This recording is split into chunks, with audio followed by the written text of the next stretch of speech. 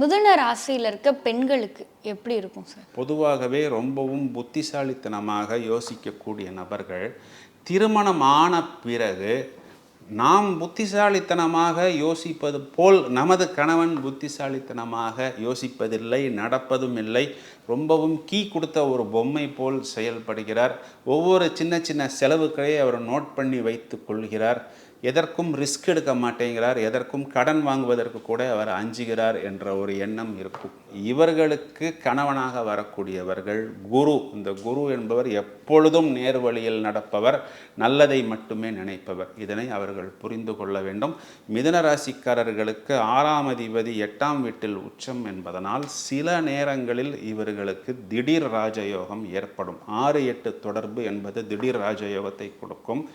இதே மிதுன ராசிக்கு 8ஆம் வீடு என்பது காலபுருஷ ராசிக்கு 10ஆம் வீடாக வருகிறது. அப்போது காலபுருஷனுக்கு தொழில் ஸ்தானம், இவர்களுக்கு அஷ்டமஸ்தானம். இதனால் இவர்கள் ஒரு முதலீடு செய்து தொழில் செய்வதை முடிந்தவரை தவிர்ப்பது நல்லது.